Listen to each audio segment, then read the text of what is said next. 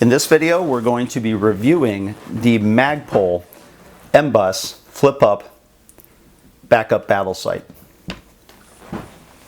For many people that are buying AR-15s today, you're going to be familiar with these sight systems. You're going to see these backup sights coming on many of your rifles, including the one I have here, which is arguably one of the most popular sold today, which is the Smith & Wesson M&P Sport 2.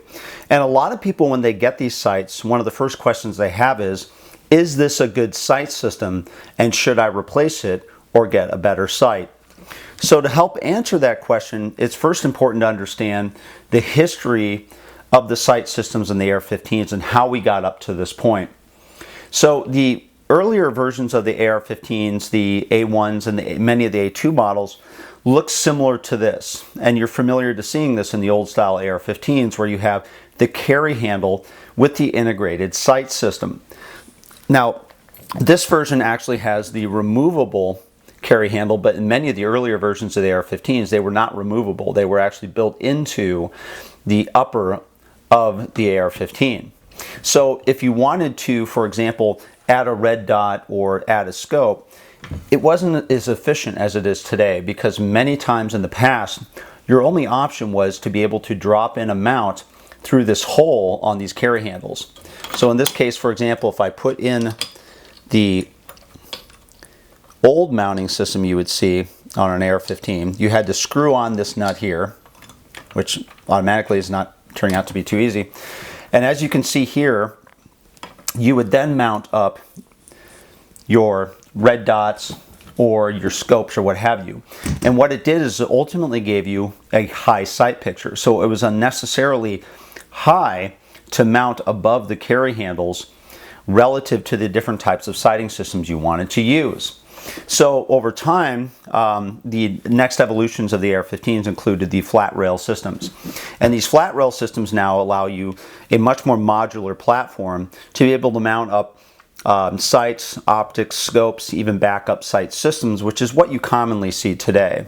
And many of these, for example, in some of these rifles like the Sport 2 still include the A2 front sight post, but many include actually flat fronts or free-floated rails as well, that you can include your own front sights as well as no sights at all, depending upon what type of system that you're running. So let's take a look a moment at the Magpul backup sights, which you can see here today. These were first introduced back in 2009 as the Magpul MBUS version 1. The MBUS 2 versions, and by the way, MBUS stands for Magpul Backup Sight, so when you hear that name, that's what it stands for. 2011, they came out with what you see today, which is the MBUS 2 version, which is slightly slimmer in design. As you can see here, it would be slightly lower in profile and design.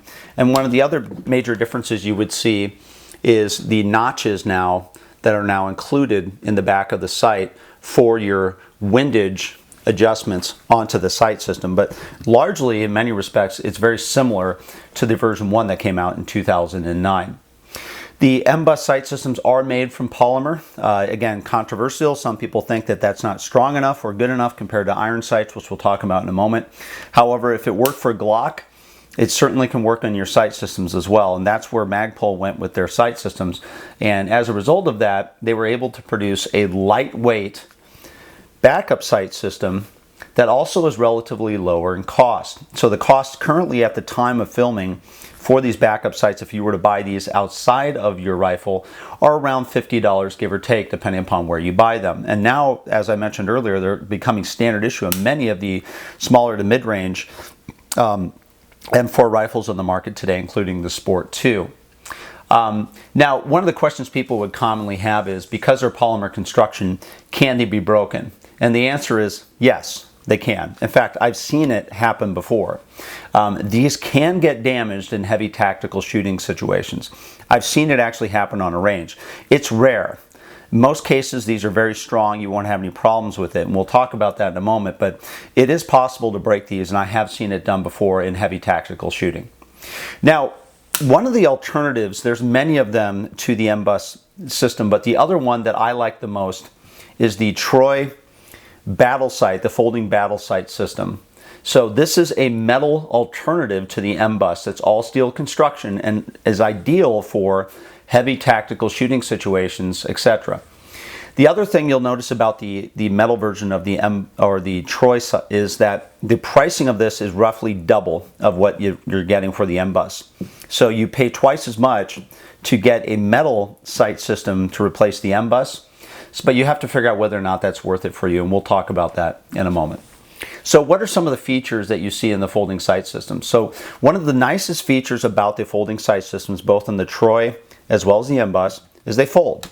And they actually lay down into the rail system. And what this allows you to do is to be able to use it as a backup sight, which is what it's inherently designed to do. So for example, if I have a red dot, I can quickly mount the red dot in front of the sight system while still leaving it on the rifle. I can do the same thing if I want to put on a quick release mount like I do here with the Wilson Combat. And as you can see in both situations, there's clearance now with the sight dropped for allowing you to be more modular with what you're going to use on your AR-15 rifles for sighting. The other benefit of having these sight systems, especially if you're using red dots like a aim point, which is typically designed to be co-witnessed with the sight alignment and picture of a AR-15. What this allows you to do now is to only have to buy only one or maybe more, depending upon how many rifles you're shooting, one red dot system for all of your AR-15 rifles. Because what this allows you to do, and I always advise people when they start shooting, is the first thing you want to sight in when you buy a rifle or you add your MBUS system is your iron sights. Go to the range of 50 to 100 yards and make sure that your iron sights are right on. Make sure that they're dead on, because they're going to stay affixed to the rifle. Then, for example, if you have an aim point that you want to drop on any one of your AR-15s that you're shooting, you can quickly mount up the red dot, or whatever you're using in this case. You can bring up your rear backup sights, and then you can move your red dot in alignment with your iron sights that already are true to your rifle. This allows you, again, to quickly move your sighting systems, especially your red dots, from AR to AR, depending upon which one you want to use it on, and within a matter of a minute, being able to line up your red dot with your iron sights that are already on for you to be able to get an accurate sight picture without having to re-sight in your rifle each time that you drop a new optic onto your rifle. So that's one of the benefits of the fold-down systems. They're easy to co-witness, and it also allows you to quickly use other types of sighting systems on the same rifle without having to remove your dedicated sights. Now, as far as action and operation, one of the things you're going to notice about both the Troy as well as the MBUS is they have the ability to make adjustments for windage on the right dial, the same thing with the Troy backup sights, and of course your elevation adjustments would come off of your front sight post. So you are able to move the windage adjustments through the knobs. Now, one of the main differences you're going to see, however, between the MBUS and the Troy battle sight is the MBUS is actually, when you first mount it, it slides onto the back of the rail system. So you have to take this screw out from this side, remove it, and then slide it onto your rail system. And it might be pretty tight, which is good. You want it to be a little tight onto the system. You might have to tap it in gently in the back just to move it up into the rail and then mount your screw. If you mount this a few different times, including with any of these, including the Troy system, you're going to want to also add some thread lock as well to make sure that the threads remain strongly tied into your locking mechanism. This is especially true if you've mounted and dismounted at least once or twice onto your rifles. The Troy battle sight, however, is a little bit different. There's a little notch right here, and you can mount these onto your rail system like this and then tighten the screw up as well, so you don't need to slide it on.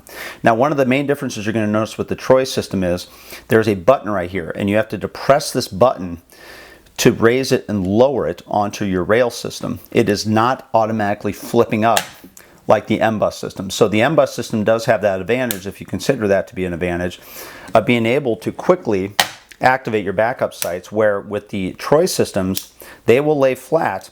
You have to push that button and roll it up, and it's going to lock up on top and lock up on bottom. until you actually activate it that way. So that's one of the main differences you're going to see between the MBUS, which is spring-loaded, as well as the Troy, which you have to manually operate. Now, as far as ergonomics, what's the main differences between the two? Clearly, one's polymer, one's steel. The weight of the MBUS comes in at about 1.3 ounces. The Troy weighs in at about 1.8 ounces. So you're basically losing about a half an ounce, or maybe a little bit less with the MBUS. It really isn't that big of a difference between the two. But again, if you're trying to trim off half of an ounce onto your AR-15 build, the weight might actually become an issue, but for many people, it simply would not. Now, as far as accuracy, both of these sight systems are highly accurate. One of the things you'll notice from the other video that I've done on comparing AR-15 accuracy between the iron sights, the red dots, as well as the scope set, within 100 yards using bulk type ammunition, so we're talking about American Eagle and etc., you can shoot almost the same groupings with this iron sight system that you can by dropping on a more expensive red dot, and in many cases even putting on a scope onto your rifle. In other words, for the casual recreational shooter, many people discount the fact that the iron sights are actually very, very accurate if you shoot them correctly and your eyesight's relatively good. Within 100 yards with bulk ammunition, there's very little, if any, difference between the accuracy you're going to have with all these systems as well as your iron sights, which makes them very good to use. The other thing you'll notice, for example, in the Smith & Wesson M&Ps, as I've talked about in my videos there, when they put on the MBUS system, they actually will bore sight the alignment of your backup sights with your rifle when you receive it. Now, you will still want to go out to the range if you're shooting longer range to make sure that it's true, but what I've found with a few of the M&Ps I've fired, that within 50 yards and in, it's almost dead on in many of the cases of what I've seen, which means if you don't have the opportunity to go out, shoot these long range and using it just for short range or home defense, in many cases with the M&P, these are good to go right out of the box as far as accuracy. But again, I always recommend that if you have a chance to go out and make sure that you try those out. Another thing you're going to notice about the backup sights is they have dual apertures. So you're going to have a smaller aperture for more precision daylight shooting. And then you're going to have a larger aperture that you can flip up for low light and close quarter battle type firing. Now, it's similar with the MBUS as well. The difference is how you actuate it. With the MBUS, you actually have to flip this little lever forward to be able to now get the aperture. Actually, it's probably easier if I folded it down. So now you can see the larger aperture that is here for, again, low light and close quarter battle. And then the smaller aperture that you can fold back for more precision daylight type shooting. So you do have dual aperture options on there as well. There are, however, been additional advancements. So for example, if you buy some of the other newer Troys, they have what's called a dioptic system, which you're going to see diamond shapes. And it allows you now, for example, to flip the aperture relative to your range. So some ranges are up to 300 yards and up to 500 yards. But in the cases with most of these that you find, including the MBUS, that's what the primary differences are between the two apertures, which is simply low light shooting for large aperture and short range, and longer range daylight shooting for the smaller aperture. Now, as far as alternatives, there's plenty of them on the market today. I'm just talking about the two of the most popular and the ones that I use the most. Midwest Industries makes one, Smith & Wesson, Daniel Defense, Leapers, Diamond Head, Yankee Hill, and of course you have your old standard go-by carry handles as well that you can still operate and use today.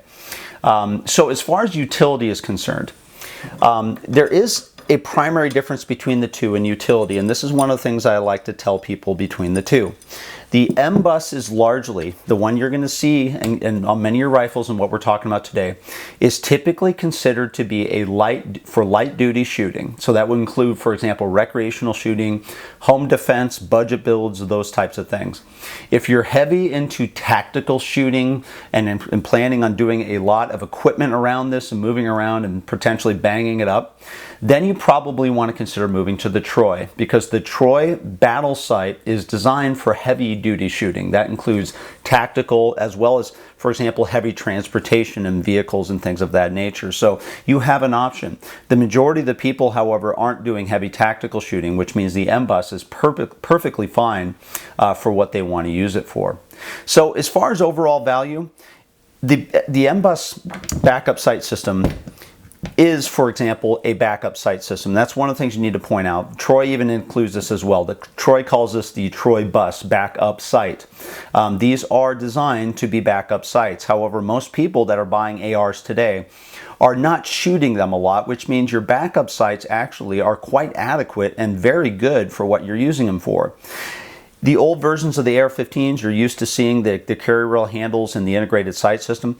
If you only want to shoot iron sights, and that's all you ever want to shoot out of your rifle, and you want to do heavy duty tactical shooting, go out and get a handle rail system.